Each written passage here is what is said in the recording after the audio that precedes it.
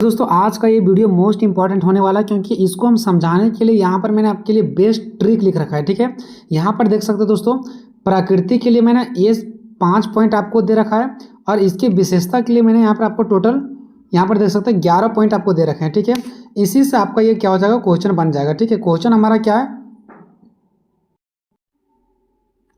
भारतीय लोकतंत्र की प्रकृति और विशेषताओं की विवेचना करें। जैसे कि आप सभी को पता है कि हमारा जो भारत देश है वो क्या लोकतंत्र है, तो इसकी प्रकृति के बारे में आपको बताना और इसकी विशेषताओं के बारे में आपको बताना है। ठीक है, तो यहाँ पर देखिए जो मैंने आपको ट्रिक लिख रखा है ना, इसका आप स्क्रीनशॉट ले लीजिए। ठीक है, भारतीय लोकतंत्र की प्रकृति में हम टोटल आपको 5 पॉइंट दे रखे हैं। संविधान वाला लोकतंत्र, संघीय लोकतंत्र, प्रतिनिधि का चुनाव, बहुदलीय लोकतंत्र और धर्मनिरपेक्ष लोकतंत्र। अब इस सब का मतलब भी हम समझाएंगे बहुत आसान तरीका से।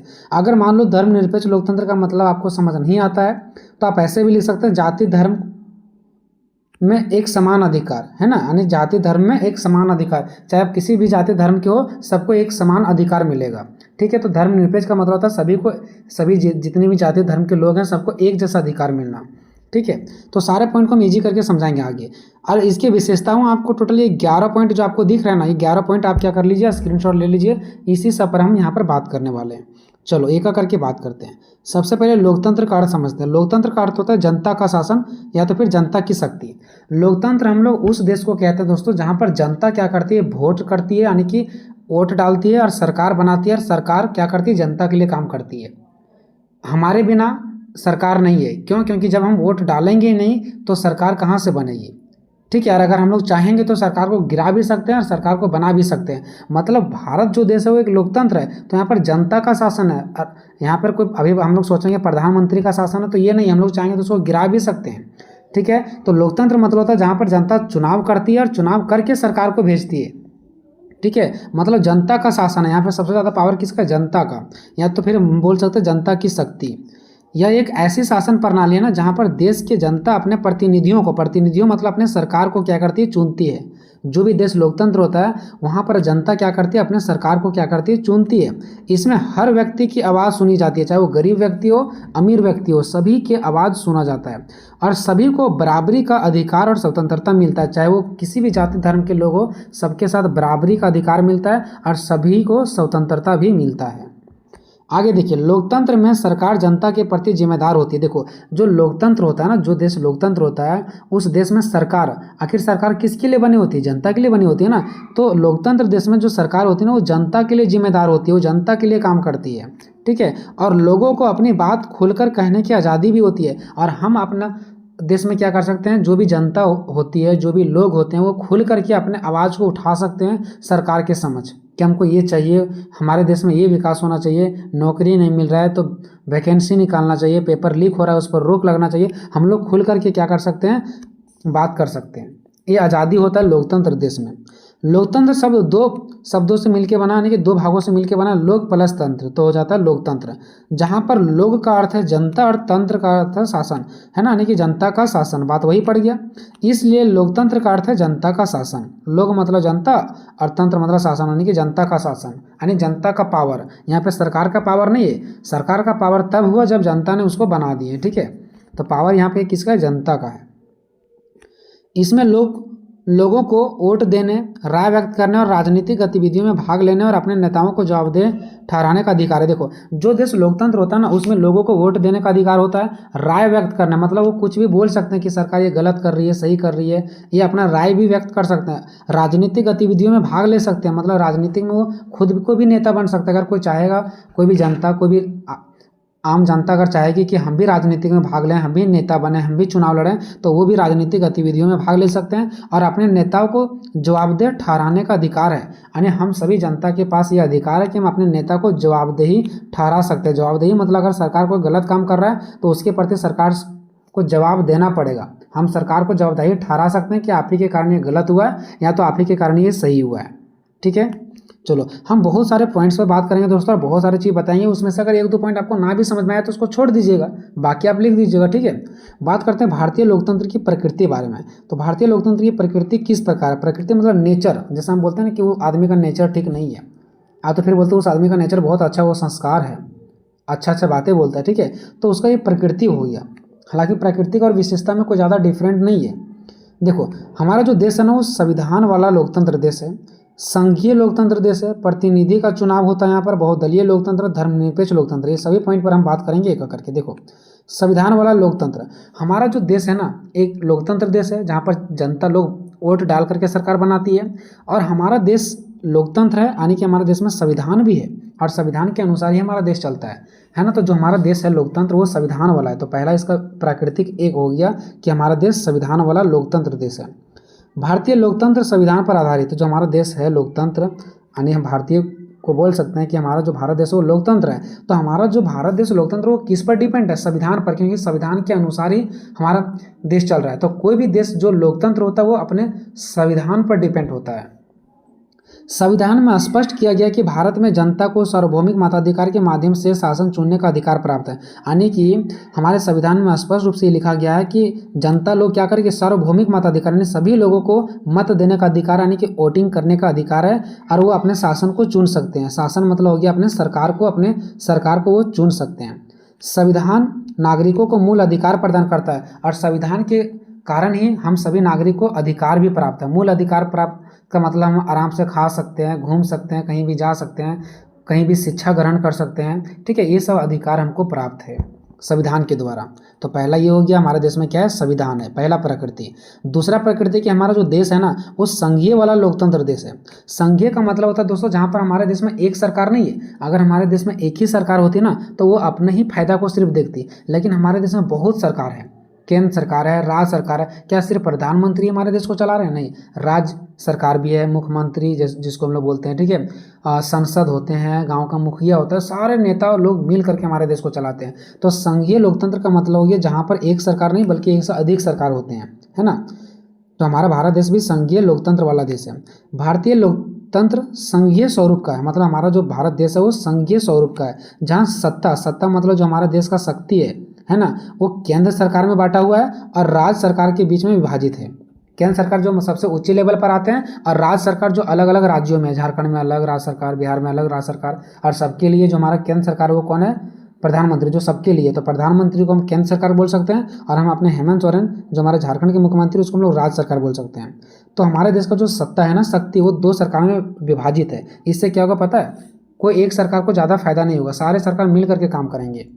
केंद्र सरकार को राज्यों की तुलना में अधिक शक्तियां प्राप्त है, हाँ, लेकिन ये बात जरूर है कि जो केंद्र सरकार है ना उसको अधिक शक्ति प्राप्त है क्योंकि वो ऊंचे लेवल पर है, और राज्य सरकार को थोड़ा कम शक्ति प्राप्त है ना। तो राज्य सरकार को जो है केंद्र सरकार को राज्यों सरकार की तुलना में अधिक शक्तियां प्राप्त है, और राज्यों के लिए निर्धारित शक्तियां सीमित है, और जो राज्य सरकार है ना उसके लिए जो शक्ति है वो सीमित है, मतलब कम मात्रा में है, जबकि केंद्र सरकार को शक्ति थोड़ा ज़्यादा है। तो हमारा देश कैसा है, संघीय लोकतंत्र वाला देश है, यानी कि मिली जुली सरकार वाला देश है जहाँ पे एक से ज़्यादा सरकार है, ठीक है। संघीय मतलब होता है एक से ज़्यादा। आगे देखो, इसी का एक और पॉइंट है, संघीय लोकतंत्र में केंद्र और राज्य की अपने अपनी सरकारें हैं। मतलब देखो, संघीय जो लोकतंत्र देश होता है उसमें केंद्र सरकार होती है और राज्य सरकार होती है, और सबका अलग अलग सरकार है। केंद्र सरकार में हमारा प्रधानमंत्री है और अलग अलग राज्यों में अलग अलग सरकारें है ना, और सबका अलग अलग काम भी होता है, जिनके कार्य, अधिकार और कर्तव्य भी अलग अलग है। केंद्र सरकार का काम अलग है, उसका अधिकार अलग है, उसका काम धंधा कर्तव्य अलग है। राज्य सरकार का काम अलग होता है, ठीक है। सबका काम एक ही नहीं है। अगर सबका काम एक ही होता तो फिर दो सरकार क्यों बनती है। नेक्स्ट है प्रतिनिधि का चुनाव। प्रतिनिधि का मतलब होता है जिसको हम चुनते हैं, जिस नेता को चुनते हैं उसी का नाम है प्रतिनिधि, उसी को बोला जाता है। हम जो सरकार का चुनाव करते हैं, तो हमारा देश का एक और प्रकृति है कि हम अपने प्रतिनिधियों का क्या करते हैं, चुनाव करते हैं, यानी कि अपने सरकार का चुनाव करते हैं। वो अपने से नहीं बन जाते हैं, जैसे पहले के राजा महाराजा अपने आप बन जाते थे, वैसे भी नहीं बनते हैं। हमारा प्रतिनिधियों का चुनाव किया जाता है, ठीक है। तो प्रतिनिधि लोकतंत्र वह शासन प्रणाली है, प्रतिनिधि लोकतंत्र मतलब क्या, जहाँ पर हम लोग क्या कर सकते हैं, चुनाव करवाते हैं, यानी वोट डालते हैं, उसके बाद ही नेता बनते हैं वो, जिसमें जनता अपने प्रतिनिधि चुनती है, अपने सरकार को चुनती है ना। ये चुने हुए प्रतिनिधि कानून बनाते हैं, और जिस प्रतिनिधि को हम चुनते हैं, सरकार को चुनते हैं, वही कानून बनाते हैं। जैसे प्रधानमंत्री को चुन दिए तो अब प्रधानमंत्री कानून बनाएंगे, ठीक है। और निर्णय भी लेते हैं, जिसको हम लोग चुनते हैं वही ना निर्णय लेते हैं, और वही क्या करते हैं, देश को भी आगे चलाने का काम करते हैं। आगे देखो, सीधे रूप में जो होता है ना सीधे रूप में नागरिक हर निर्णय पर मतदान नहीं करते, है ना। यहाँ पर क्या बताया गया कि सीधे रूप में जो नागरिक होता है ना वो हर निर्णय पर मतदान नहीं करते। मतलब कोई भी निर्णय लेना होगा तो क्या बार बार जनता से पूछा जाएगा? नहीं, बार बार जनता से नहीं पूछेगा, क्योंकि जनता ने ही मिल करके सरकार को बनाई है, और इसलिए बनाई है ताकि सरकार नियम कानून को बनाए। तो हर एक नियम कानून को बनाने के लिए सरकार पूछेगी नहीं, क्योंकि आपने सरकार को बना दिया तो सरकार अपने अनुसार से क्या करेगी? काम को करेगी। बल्कि उन लोगों को चुनते हैं जो उनकी बात सरकार में रखेंगे। ठीक है, इसका मतलब समझिए कि जो नागरिक है ना, नागरिकों से हर बार, मतलब नागरिक हर चीज़ में निर्णय नहीं करते रहेंगे कि ये चीज़ क्या होगा, हर चीज़ का चुनाव नहीं करेंगे नागरिक। कोई कानून बनाना है तो नागरिक बार बार कानून का भी चुनाव करेंगे नहीं, एक बार हम सरकार बनकर भेजवा दिए, अब सरकार ही अपना कानून को बनाएगी। ठीक है, और हम जो सरकार का बनाते हैं ना वो क्या करते हैं पता है? देखो आगे बताया गया है कि उन लोगों को चुनते हैं जो उनकी बात सरकार तक पहुंचाता है। हम उन्हीं लोगों को चुनते हैं ना जो लोग हमारे आवाज़ को सरकार तक पहुंचाते हैं। जैसे हम मुखिया को चुन लिए तो मुखिया हमारे आवाज़ को क्या करेगी? आगे तक पहुंचाएगी। ठीक है, तो इसका कुल मिलाकर के ये कहने का मतलब है दोस्तों कि जनता जो होती है वो अपने प्रतिनिधि को चुनते हैं, अपने सरकार को चुनते हैं, और इसलिए चुनते हैं ताकि वो क्या हो सके, उसकी बातों को सरकार तक आगे पहुँचा सके। आगे बहुदलीय लोकतंत्र। बहुदलीय का मतलब होता है यहाँ पर एक पार्टी नहीं, बहुदलीय मतलब बहुत सारे पार्टियां, यहाँ पर बहुत सारे दल है। ठीक है, बहुदलीय लोकतंत्र में कई पार्टियां लोकतांत्रिक चुनाव लड़ती है। क्या यहाँ पर एक पार्टी चुनाव लड़ती? नहीं, एक से ज़्यादा पार्टियां हैं जो कि क्या कर रही है? चुनाव लड़ रही है। तो हमारे देश में एक प्राकृतिक ये भी देखने को मिलता है कि यहाँ सिर्फ एक पार्टी नहीं, बहुत सारी पार्टियाँ हैं। तो हमारा देश जो बहुदलीय लोकतंत्र यानी कि बहुदलीय पार्टी वाला लोकतंत्र देश है। और जनता अपनी पसंद के अनुसार किसी भी पार्टी को वोट देते हैं, जिससे लोकतंत्र मजबूत होता है ना। यानी जनता के पास ये अधिकार है कि आप किसी भी पार्टी को वोट डाल सकते हैं, कहीं ज़बरदस्ती नहीं कि आपको इसी पार्टी का वोट डालना है। ठीक है, कंपटीशन ज़्यादा है, भारत में बहुत सारे पार्टियाँ, ये बहुत अच्छी बात है कि जनता को जो पसंद आएगा उस पार्टी को वोट डालेंगे, लेकिन हाँ, जनता पर कोई ज़बरदस्ती थोप नहीं सकता है। नेक्स्ट और लास्ट हमारा है धर्मनिरपेक्ष लोकतंत्र वाला देश। जो हमारा भारत है वो धर्मनिरपेक्ष लोकतंत्र वाला देश है। मतलब किसी एक धर्म को ऊंचा नहीं मानते। भारत में जितने भी धर्म के लोग हैं सभी को एक समान दृष्टि से देखा जाता है। कभी हमारे सरकार ये नहीं बोलते कि हिंदू ये काम कर सकते हैं, मुस्लिम नहीं कर सकते, नहीं, सारे लोग कर सकते हैं। यानी सभी धर्म के लोगों को समानता का अधिकार है, ऐसे भी आप लिख सकते हैं। ठीक है, भारत धर्मनिरपेक्ष लोकतंत्र देश है जहाँ पर किसी भी धर्म को नीचा नहीं दिखाया जाता। ठीक है, सरकार किसी भी धर्म विशेष का समर्थन या विरोध नहीं कर सकती है।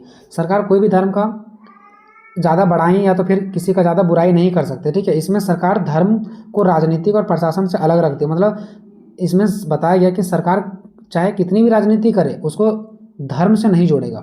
धर्म एक अलग मुद्दा है और सरकार जो अपना काम करेगी राजनीतिक, वो एक अलग मुद्दा है। यानी सरकार अपने कामों को धर्म के साथ नहीं जोड़ेंगे। ठीक है, तथा धर्म के आधार पर किसी भी व्यक्ति या समुदाय के साथ भेदभाव नहीं करेंगे कि तुम इस धर्म का है और वो इस धर्म का है। धर्म के आधार पर किसी के साथ भेदभाव नहीं करेंगे। ठीक है, धर्मनिरपेक्षता का अर्थ है केवल धर्म का विरोध नहीं करना। यानी धर्मनिरपेक्षता का मतलब सिर्फ ये नहीं होता कि हम आपके धर्म के बारे में कुछ नहीं बोल रहे हैं, ना तो इसके धर्म के बारे में कुछ बोल रहे हैं, बल्कि सभी को अपने धार्मिक विश्वासों को स्वतंत्र रूप से मनाने और पालन करने का भी आज़ादी देना। मतलब देखो, धर्मनिरपेक्षता का मतलब सिर्फ ये नहीं होता है कि हम बोल दें कि आपके धर्म के बारे में हम कुछ नहीं बोलेंगे या तो फिर आपके धर्म के बारे में कुछ नहीं बोलेंगे, बल्कि धर्मनिरपेक्षता का मतलब ये होता है कि आप उसके धर्म के बारे में कुछ बोल भी नहीं सकते हैं और उसको आज़ादी है, उसको वो स्वतंत्र है कि अपने धर्म के प्रति वो कुछ भी कर सकता है, कोई भी नियम कानून को पालन कर सकता है, किसी भी तरीके का वो पूजा पाठ कर सकता है। ठीक है, अब आगे देखते हैं दोस्तों भारतीय लोकतंत्र की विशेषताएं। तो भारतीय लोकतंत्र की विशेषताएं सामान्य शब्दों में इस प्रकार है। ठीक है, यानी कि भारतीय लोकतंत्र की विशेषताएं इस प्रकार है। यहाँ पर टोटल आपको दिखाया गया दोस्तों कितना पॉइंट है, यहाँ पर टोटल 11 पॉइंट है। ठीक है, अब इस 11 पॉइंट पर हम यहाँ पर बात करने वाला और आपको एक एक करके बेहतर तरीके से समझाएंगे। देखो एक एक करके यहाँ पर देखिए, स्वतंत्र और निष्पक्ष चुनाव। हमारा भारत देश लोकतंत्र देश है और इसका सबसे पहली और सबसे अच्छी विशेषता ये है कि हमारा देश स्वतंत्र है, यानी हमारा देश आज़ाद है और यहाँ पर निष्पक्ष चुनाव होता है। निष्पक्ष का मतलब होता है साफ सुथरा चुनाव होता है, चोरी डकैती नहीं होता है कि एक आदमी जाकर 2 वोट डाल दिया तो कोई बड़ा बड़ा आदमी आ गया और बोला ये मेरा आदमी है, इसको 10 वोट देने दो, ऐसा बिल्कुल नहीं। जो भी चुनाव होता है वो निष्पक्ष तरीका से होता है, साफ सुथरा तरीका से होता है। ठीक है, तो भारत में लोग अपने प्रतिनिधियों को यानी कि अपने सरकार को जो चुनाव करती है ना वो स्वतंत्र और निष्पक्ष चुनाव के माध्यम से चुनते हैं। यानी हमको अगर कोई भी प्रतिनिधि का चुनाव करना है, कोई भी सरकार को हमको चुनाव करना है, हमको लग रहा है कि नहीं ये नेता बढ़िया है, तो हम जिस भी नेता का चुनाव करेंगे ना उस नेता का चुनाव बिल्कुल हम स्पष्ट रूप से करेंगे, थोड़ा, है ना। ठीक है, किसी भी जनता के पास वो चाहे किसी भी अपने प्रतिनिधि यानी कि किसी भी नेता को चुनाव करेंगे तो बिल्कुल स्वतंत्र होकर के निष्पक्ष रूप से चुनाव क्या करेंगे, यानी कि चुनाव में जाकर के वोट डालेंगे, कोई भी उसको रोकने वाला नहीं है। जहाँ सभी वयस्क नागरिकों को वोट देने का अधिकार है ना, यानी वो निष्पक्ष रूप से जाकर के चुन सकते हैं क्योंकि सभी नागरिकों को वोट देने का अधिकार है। कानून का शासन, हमारा जो भारत देश है ना वो कानून का शासन है, मतलब किसी आदमी के अकॉर्डिंग हमारा देश नहीं चलता है। हमारा देश जो चलता है वो कानून से चलता है, ठीक है, तो कानून से चलता है, किसी एक के कहने से नहीं चलता है। तो हमारा जो देश है, जो हमारा शासन व्यवस्था चलता है वो किससे चलता है, कानून से। तो इसलिए हमारा कानून का शासन लिखा गया है ना, यानी कि हमारा देश कानून से चलता है। सभी नागरिक और सरकारी अधिकारी जितने भी होते हैं वो सभी कानून के अधीन, यानी कि कानून के अंदर है, कोई अपने मर्जी से कुछ नहीं कर सकता। और न्यायपालिका स्वतंत्र होती है जो न्याय सुनिश्चित करती है, ठीक है, यानी भारत में जितने भी सारे नागरिक है, अधिकारी है, वो सब कानून के अंदर ही रह करके काम करते हैं। और हमारे देश में जो न्यायपालिका होता है ना वो स्वतंत्र होती है, उसको कोई नहीं बोल सकता है, क्योंकि वो न्याय दिलाने का काम करते हैं। जो वो बोल देंगे सही है तो वो सही है, और जो वो बोल देंगे गलत है वो गलत है। लेकिन हाँ, वो भी कानून के अंदर ही रह करके अपना क्या करती है, फैसला को सुनाती है। लेकिन हाँ, वो बिल्कुल स्वतंत्र है, वो दूसरे नेताओं की अपेक्षा ज़्यादा स्वतंत्रता उसको मिला हुआ, ज़्यादा आज़ादी मिला हुआ है। हम टोटल 11 पॉइंट बताएं, अगर आप 7-8 भी लिखेंगे तो कोई दिक्कत नहीं है। शक्तियों का बंटवारा, अब देखो हमारे देश में जो शक्ति का बंटवारा ना वो किसी एक नेता के हाथ में सारा शक्ति नहीं है, बल्कि अलग अलग सरकारों को अलग अलग तरह से शक्ति बांटा गया है ताकि एक ही सरकार के पास सारा शक्ति ना हो। तो सरकार के 3 मुख्य अंग होते हैं, जैसा कि आपको पता है, कार्यपालिका, विधायिका और न्यायपालिका। कार्यपालिका क्या करती है, कोई भी कानून का निर्माण करती है। विधायिका उसको जो होती है वो आगे पास करवाती है, ठीक है, सॉरी, ये तीनों में से जो होता है ना दोस्तों, एक क्या करती है, कानून को बनाती है, तो दूसरा क्या करती है, कानून को लागू करवाती है। और अगर कानून में से किसी भी तरीका का कोई मतलब गलत करते हैं तो किसी के साथ न्याय दिलाने का काम करते हैं न्यायपालिका, ठीक है। मतलब ये समझो कि हमारे देश को चलाने के लिए 3 सरकार होती है, कार्यपालिका, विधायिका और न्यायपालिका, ठीक है। एक कानून का निर्माण करती है, ठीक है, तो उसको एक वो लागू करवाती है, तो तीसरा क्या करती है, न्याय दिलाने का काम करती है ना। ये तीनों क्या करती है, ये तीनों को थोड़ा थोड़ा शक्ति मिला हुआ है, जो एक दूसरे से स्वतंत्र होकर के अपना काम करती है। सब अपना अपना स्वतंत्र होकर के, आज़ाद होकर के ये सब क्या करती है, काम करती है, ताकि कोई भी शाखा मतलब जो 3 यहाँ पर शाखा दिख रहा है, ठीक है, अत्याधिक शक्ति का दुरुपयोग ना करे। मतलब तीनों अंगों में शक्ति का बंटवारा किया गया ताकि ये स्वतंत्र होकर के काम कर सके, और अगर किसी एक को अगर ज़्यादा शक्ति मिलेगा तो ये ज़्यादा शक्ति का प्रयोग करेंगे। इसीलिए तीनों में शक्ति का बंटवारा किया गया ताकि ये शक्ति का दुरुपयोग ना करे, यानी कि ज़्यादा शक्ति का प्रयोग ना करें। मौलिक अधिकार, हमको सारे भारत के जितने सारे जनता है ना सबको मौलिक अधिकार प्राप्त है ना। संविधान नागरिकों को समानता, स्वतंत्रता और संवैधानिक उपचार जैसे मौलिक अधिकार की गारंटी देता है। समानता मतलब सभी लोग एक हैं, स्वतंत्र हैं मतलब आज़ाद हैं, और संवैधानिक उपचार का मतलब कि जरूरत पड़ने पर संविधान में और भी नियम कानून को लागू करवाया जा सकता है। अगर लगेगा कि कुछ और मौलिक अधिकार जोड़ना है लोगों के लिए ताकि लोगों का विकास हो तो जोड़ा भी जा सकता है ना। अगर कुछ घटाने लायक है तो संविधान में लिखे गए कानून को हटाया भी जा सकता है, ठीक है। तो हमारे पास मौलिक अधिकार भी है। लिखित संविधान, सबसे बड़ा खासियत है कि जो भारत का संविधान है ना वो लिखित संविधान है। आखिर हमारा देश लोकतंत्र है, पहले लोकतंत्र हुआ तभी तो संविधान बना, तो ये सब लोकतंत्र से ही रिलेटेड है, ठीक है। तो हमारा जो देश है वो लोकतंत्र देश है, लेकिन कैसा लोकतंत्र देश है, लिखा हुआ संविधान वाला स्वतंत्र देश है, ठीक है।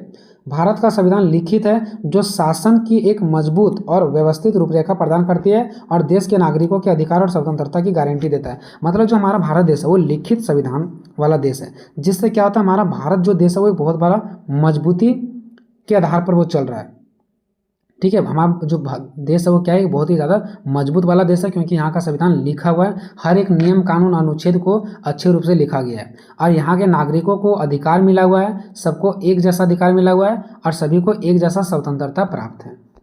मताधिकार, यानी सभी लोगों को अधिकार, वोट डालने का अधिकार है, चाहे वो गरीब हो चाहे अमीर हो। 18 वर्ष से अधिक आयु के प्रत्येक भारतीय नागरिक को बिना किसी भेदभाव के वोट देने का अधिकार है। इसमें कुछ नहीं देखा जाएगा कि आप किस जाति धर्म के लोग हैं, आप एक व्यक्ति हैं, आप एक वोट डाल सकते हैं।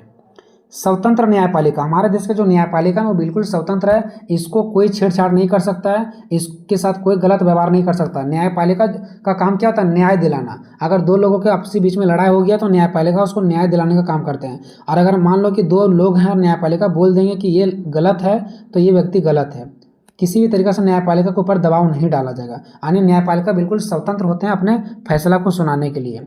न्यायपालिका स्वतंत्र है और संविधान तथा मौलिक अधिकारों की रक्षा भी करती है ना। न्यायपालिका बिल्कुल स्वतंत्र है और न्यायपालिका संविधान का और मौलिक अधिकारों की रक्षा करती है। क्यों? देखो, संविधान में सारा कानून लिखा गया है और संविधान हमारा के अंतर्गत क्या है? मौलिक अधिकार है ना। हमारा देश क्या है? लोकतंत्र है और हमारा लोकतंत्र देश के अंदर संविधान है और संविधान के अंदर मौलिक अधिकार लिखा गया है। तो वही न्यायपालिका क्या करती है पता है? संविधान और मौलिक अधिकारों की रक्षा करती है, ताकि कोई लोग गलत ना करे, कोई लोग नियम कानून का गलत प्रयोग ना करें।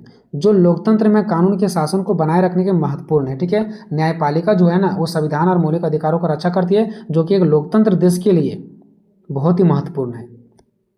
बहुमत का शासन, यानी हमारा देश में वही नेता बनेंगे जिसको ज़्यादा अधिकार मिला हुआ है। ठीक है, यानी जिसको ज़्यादा वोट मिला हुआ है। बहुमत का शासन मतलब क्या? बहुमत, जिसको सबसे ज़्यादा बहुत मत मिलता है, जिसको सबसे ज़्यादा वोट मिलता है वही शासन करता है यहाँ पर, है ना। सरकार बहुमत के आधार पर बनती है, यानी जिसको सबसे ज़्यादा वोट मिलता है ना वही हमारे यहाँ सरकार बनती है। ये हमारा भारत देश का सिस्टम है। लेकिन इसका मतलब ये नहीं है कि अल्पसंख्यकों की राय का भी सम्मान किया जाता है। ठीक है, लेकिन जो होता है वो अल्पसंख्यकों की राय का भी सम्मान किया जाता है और उन्हें महत्व दिया जाता है। इसका मतलब क्या? देखो, मान लो कि बहुत यहाँ पर बहुत सारे लोग हैं। ठीक है, यहाँ पर मान लो कि 50 लोग हैं और 50 लोगों ने मिल करके यहाँ पर 50 वोट को डालें और सरकार यहाँ का बन गई, जबकि यहाँ पर 3 लोग हैं, ठीक है, या तो 4 लोग हैं और ये लोगों ने इनको वोट नहीं दिए। तो ये जो सरकार बन गई वो बहुमत वाले पर बनी, क्योंकि यहाँ पर बहुत ज़्यादा मत मिला इसको। तो इसका मतलब ये नहीं कि ये जो सरकार बन गई सिर्फ इन्हीं लोगों को देखभाल करेगी, नहीं, ये जो अल्पसंख्यक लोग हैं जिसकी जनसंख्या कम है उन लोगों पर भी ये ध्यान देगी। ये नहीं कि जो लोग इसको जिताएं सिर्फ उसी पर ये ध्यान देंगे, जो लोग इनको नहीं जिताए हैं ना उस पर भी इसको ध्यान देना पड़ेगा। स्वतंत्र मीडिया, हमारा भारत देश में ना एक खासियत है कि यहाँ का मीडिया स्वतंत्र है। कहीं भी माइक लेकर के जाएंगे और कुछ भी पूछना स्टार्ट कर देगी, क्योंकि भारत का चौथा पिलर कहा गया कि भारत देश अगर हमारा चल रहा है तो ये चौथा पिलर है हमारा मीडिया। जैसे घर का 4 पिलर पर खड़ा होता तो 3 पिलर नहीं, चौथा पिलर माना गया इसको। मीडिया सरकार और शक्तिशाली दलों पर निगरानी करके लोकतंत्र के चौथे स्तंभ के रूप में कार्य करती है ना। मीडिया क्या करती है पता है? सरकार क्या कर रही है नहीं कर रही है, और जो शक्तिशाली दल है वो अपने शक्ति का ज़्यादा प्रयोग तो नहीं कर रही है, लोगों के साथ शोषण तो नहीं कर रही है। मतलब किसी भी प्रकार के अगर देश में कोई गलत कार्य होता है तो मीडिया क्या करती है? सवाल पूछती है और निगरानी रखती है और सभी जनता को दिखाने का काम करती है। इसलिए इसे चौथा स्तंभ भी कहा गया है, यानी चौथा पैर कहा गया इसको, ऐसे भी समझो। स्वतंत्र चुनाव आयोग, यानी कि जो चुनाव कराती है ना जो आयोग, वो बिल्कुल स्वतंत्र करवाती है, किसी भी तरह का घुसपैठ नहीं करती है। यानी जो संस्था चुनाव करवाती है उसी को बोलते हैं चुनाव आयोग। तो वो बिल्कुल क्या करती है? स्वतंत्र रूप से चुनाव करवाती है, किसी भी प्रकार का घूस वगैरह नहीं लेती है। भारत का स्वतंत्र चुनाव आयोग वह संस्था है जो सभी चुनावों को स्वतंत्र, निष्पक्ष और साफ सुथरे ढंग से कराने का जिम्मेदारी संभालती है ना। जो चुनाव करवाती है ना उसी को बोलते हैं चुनाव आयोग। तो ये बिल्कुल साफ सुथरा से चुनाव करवाती है ताकि जनता की शक्ति और अधिकार सुरक्षित रहे। यानी ताकि जनता की शक्ति और अधिकार सुरक्षित रहे मतलब क्या? कि जनता जिसको वोट डालना चाहती है उसी का सरकार बने, ये नहीं कि डाल रही किसी और का और जीत रहा है कोई और, ताकि जनता का शक्ति और अधिकार सुरक्षित रहे। मतलब सीधा सीधी कि जनता का सरकार बना रहे। अगर मशीन गड़बड़ा जाएगा तो हम जिताएंगे इसको, जीत जाएगा कोई और। नेक्स्ट, लोकतांत्रिक संस्थाएं। यहाँ पर बहुत सारे संस्थाएं मतलब बहुत सारे सरकार। जैसे भारत में संसद सरकार है, राष्ट्रपति सरकार है, राज्यपाल है, नगर पालिका है, पंचायत है, चुनाव आयोग है, सूचना आयोग है, लोकपाल है, मानवाधिकार आयोग है, बहुत सारे संस्थाएं हैं। तो कोई भी आप 2-3 सरकार के नाम लिख देंगे कि भारत में संसद, राष्ट्रपति, राज्यपाल जैसे अनेक संस्थाएं ने लोकतांत्रिक कार्य प्रणाली को मजबूत बनाती है। क्यों? हमारे देश को ये मजबूत क्यों बनाते हैं? क्योंकि ये सभी अपना अपना कार्य कर रहे हैं और देश को आगे ले जाने में क्या कर रहे हैं? यह भूमिका निभा रहे हैं। अब बात करते हैं दोस्तों भारतीय लोकतंत्र की प्रमुख चुनौतियां। हमारा देश तो लोकतंत्र है, लेकिन किसी भी देश में चुनौतियां क्या क्या हो सकती है? तो हमारे भारत देश में बहुत सारी चुनौतियां, गरीबी, जातिवाद, जाति के आधार पर भेदभाव करना, भ्रष्टाचार यहाँ पर होता है, लोग घूसखोरी करते हैं, अपराधीकरण, लोग अपराधी बन रहे हैं, चोरी डकैती कर रहे हैं, बेरोजगारी की समस्या बढ़ रहा है, नौकरी नहीं मिल रहा है, जनसंख्या बहुत तेज़ी से बढ़ रहा है, महिला के साथ भेदभाव हो रहा है, समाज में असमानता फैला हुआ है, समाज में लोगों के साथ भेदभाव होता है, छुआछूत की भावना है कि वो उस जाति का है उसको नहीं छुएंगे, वो गंदे हैं, इस प्रकार की भावना अभी भी हमारे देश में चल रहा है, जो कि हमारे लिए एक चुनौतियाँ हैं। बात करते हैं दोस्तों निष्कर्ष का, ठीक है। भारतीय लोकतंत्र एक ऐसी शासन प्रणाली है जिसमें सभी नागरिकों को समान अधिकार और स्वतंत्रता प्राप्त है, ठीक है। यह लोकतंत्र जो हमारा भारत देश लोकतंत्र है ना वो लिखित संविधान पर आधारित है, जिसमें नागरिकों के मौलिक अधिकार और उनका कर्तव्य यानी कि उसको क्या क्या काम करना है। जैसे हमको कुछ अधिकार भी दिया गया है देश की ओर से, तो हमारा भी कर्तव्य है ना कुछ कि हम भी जो भी हमारा देश का संपत्ति है उसको तोड़ना फोड़ना नहीं चाहिए, बचाना चाहिए, है ना। हमारा भी कुछ कर्तव्य है। और शासन के नियम कि हमारा जो सरकार है वो किस प्रकार से शासन करेगी, किस प्रकार से अपना राजनीति बनाएगी, उस सभी का नियम जो है ना वो स्पष्ट रूप से निर्धारित यानी कि लिखा गया है कहाँ पर, हमारे संविधान में। ठीक है दोस्तों, और भी सारा जो वीडियो है वो बहुत ही जल्द आएगा, बस आप वीडियो को शेयर करो। मिलते हैं नेक्स्ट वीडियो में, तब तक जय हिंद जय भारत।